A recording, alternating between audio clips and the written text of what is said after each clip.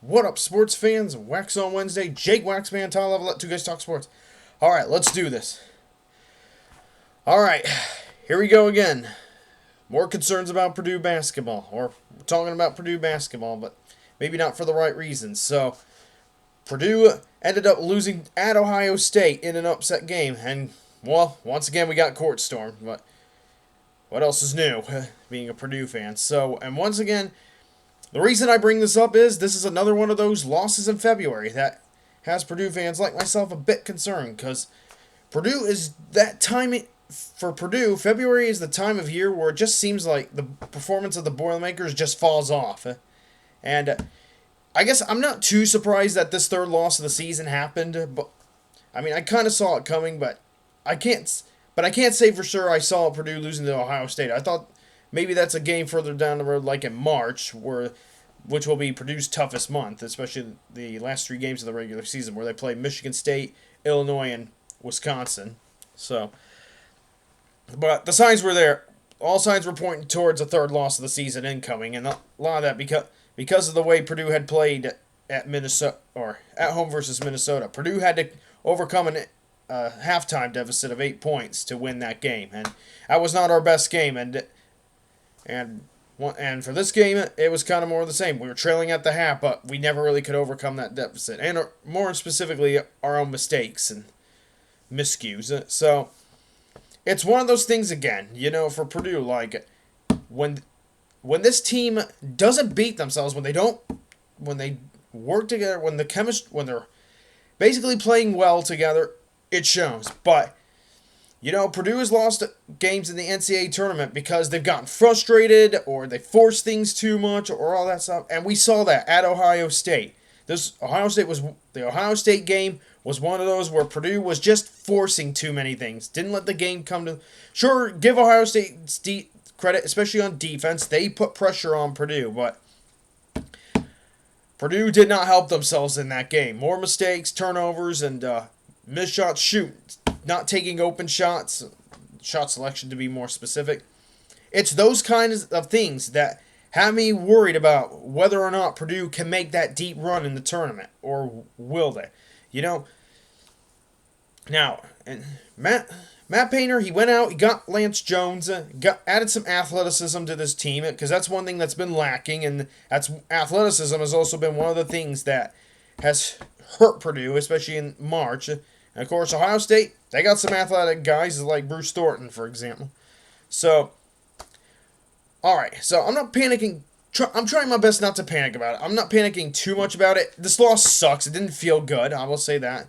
Granted, it's only the third loss of the year, and I understand that a couple other upsets have been happening around the league, including UConn getting upset by Creighton, but Creighton's a good team.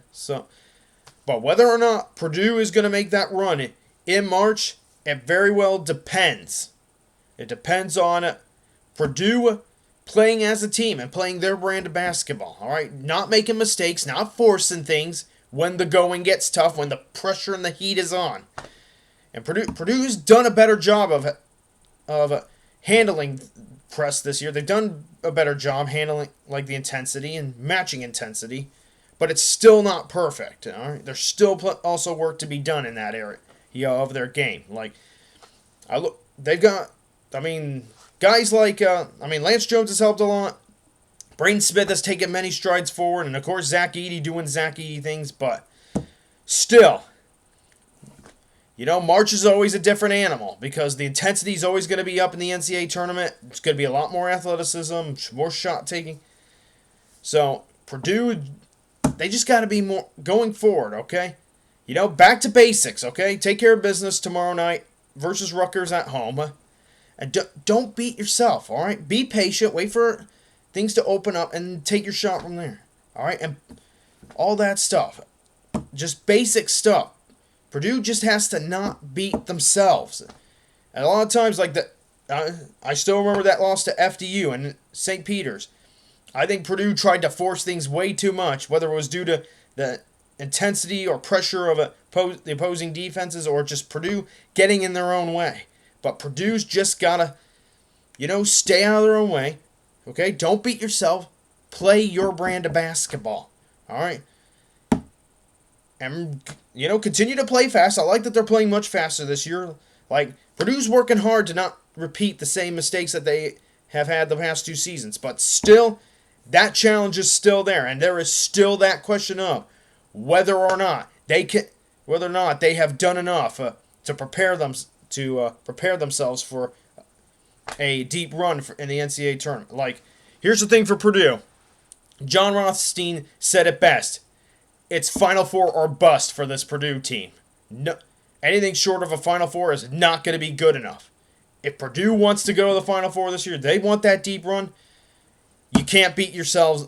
Even though they've improved a lot about not beating themselves, you still cannot beat yourselves more times than not. You can't make too many mistakes. You can't turn the ball over. Can't not take shots when the lanes are, just can't force passes, all that stuff. So Purdue it's all about keeping your cool, calm, collected, staying focused. Like, Purdue's worked hard at staying more focused this year. They've improved on that. But in some of these losses that they've had in at least 2 of the 3 losses that Purdue has had this year, they have not kept their focus and not matched that intensity of the opposition. And all the games have been on the road too. It's tough to go on the road. A neutral site action itself is tough too. So all I'm saying is, after this Ohio State game, there is still plenty for this team to work on, and there's still questions lingering about whether or not they've done enough where we feel they can, where many can feel they can make that deep run. I've got confidence in this basketball team, as long as this loss to Ohio State doesn't turn into a slump. I think they'll be fine. They just got back to basics. All right, get back home, focus on Rutgers on Thursday night, and play your best basketball. Stay focused, stay calm, bring your own heat, and play your game. And you know what? Come out angry. That's what I would do if I'm Purdue. So these are just my thoughts after Purdue's loss to Ohio State, and in response to some of the concerns that people like Purdue fans have, or concerns that Purdue fans have about whether or not this team's got what it takes to make a deep NCAA tournament run. Whether or not they do it, whether or not they go deep in the tournament, that remains to be seen. We will see about that. But hopefully they can finish out the regular season strong and go into the tournament building momentum. That'll be the important thing.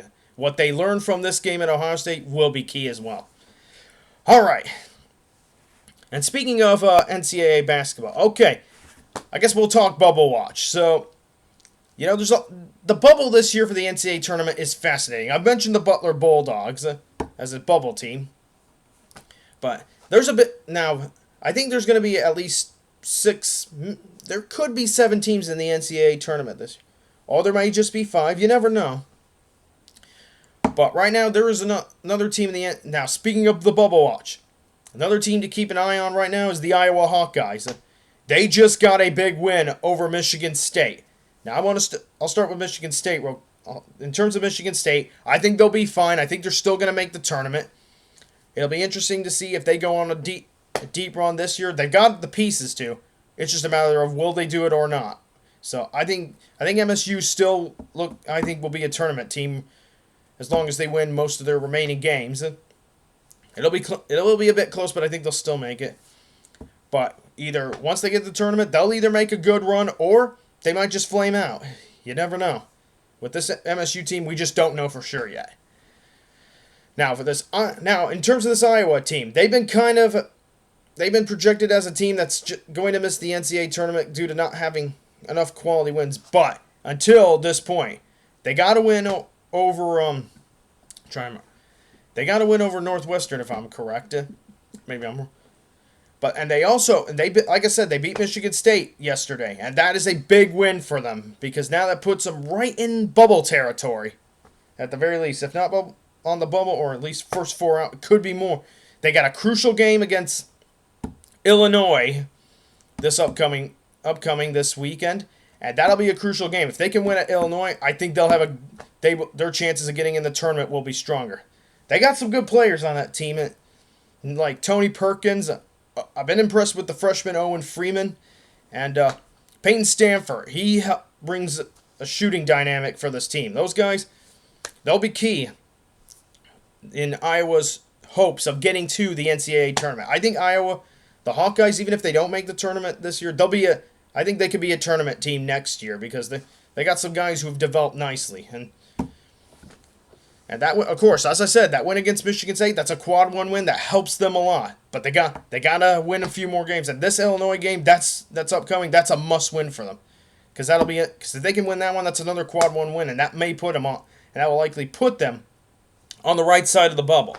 They've been playing well as of late, but let's see if they can keep it up and add another Big Ten team to the tournament. So as of right now, I'd say Iowa's on the bubble. They got a shot, though, at getting into the tournament if they can win this game against Illinois.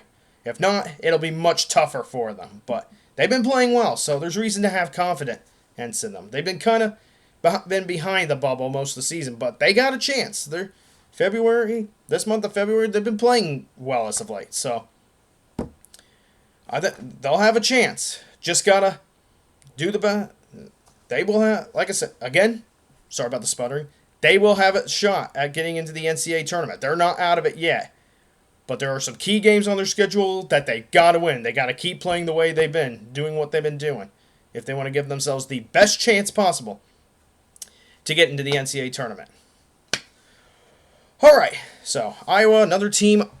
So the Iowa Hawkeyes, another team that is on the bubble, but may just have a strong chance to get into the NCAA tournament. All right. So I will tell you guys this. So while I don't watch NASCAR a lot anymore, I did watch the Daytona 500. Watch the finish of it at the very least. And congrats to William Byron, and well-deserved Daytona 500 win for him. He put himself in the best position possible to win and got rewarded for it. Especially when things got crazy in the end. Had a strong car all week. Those Hendrick cars were very strong. And in terms of the Daytona 500, I don't want to take anything away from William Byron because he deserved this win. There's just something that I can't help but notice. It's been on my mind. Now, a lot of people are upset because they wanted the race to finish under green. It wasn't quite safe enough for this race to finish under green, based on what I could tell. Especially with the accident with Ross Chastain at the end, to bring out a caution that forced the race to end under yellow. I mean, nobody likes that. I understand that. I don't either, but it is what it is. But there's something else. So the moment that the caution came out, if you watch video, the moment the yellow comes out, it looks like William Byron's teammate, Alex Bowman, who drives the 48 Ally Chevy, it looked like he was ahead of William Byron when the yellow lights came on. So there are some people that are calling for Alex Bowman to be declared the true winner of the Daytona 500 in 2024. So for me, it just depends on one thing. The question is, what is the moment of caution? The definition of the moment of caution for NASCAR. Like, when is it that the caution actually comes out? Is it the moment the lights come on, like the yellow lights come on? Like an Indy car, from what I understand, the moment of caution is when the lights flicker on. So, like that. When the lights come on, caution's out. Field is frozen.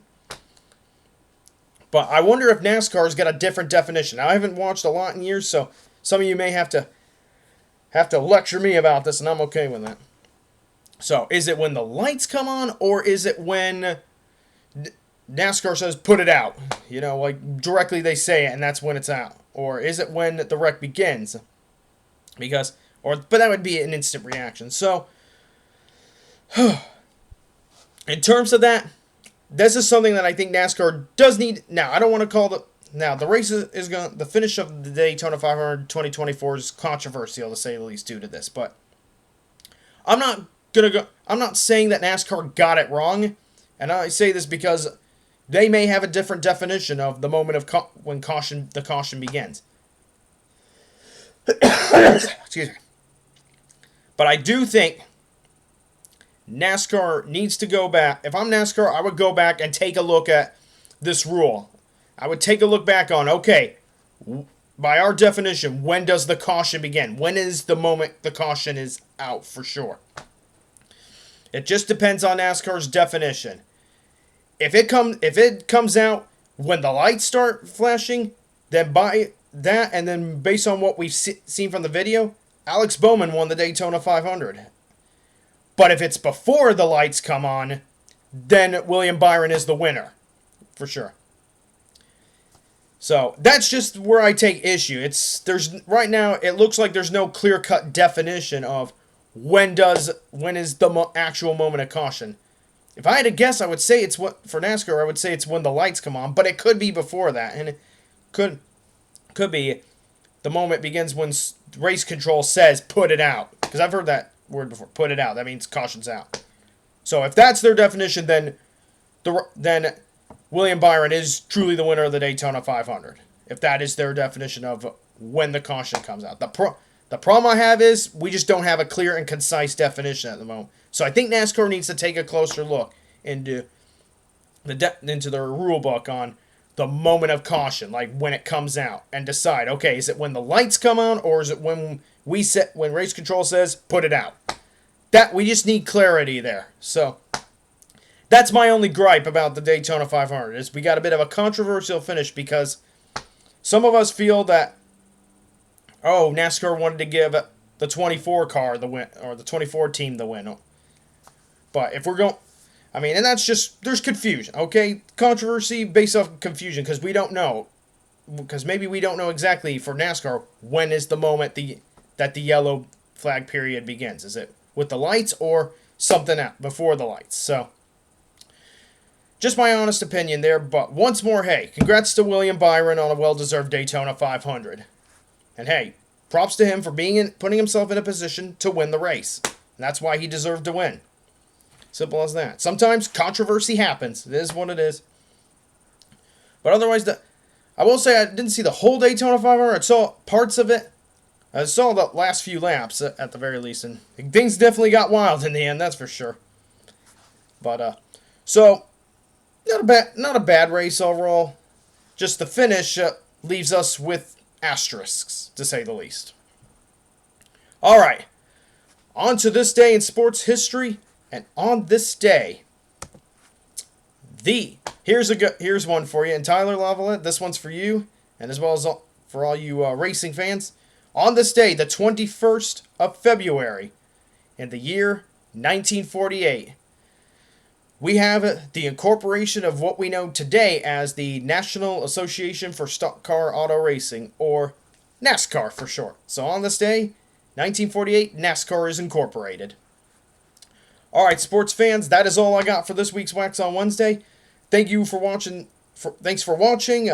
Hey, any feedback, anything you want to say in the comments, leave below. Any questions you have, I will try to answer it if you decide to leave a question below. And any comments or criticisms are welcome too. Alright, thank you for watching. This is Jake Waxman from Two Guys Talk Sports, signing off.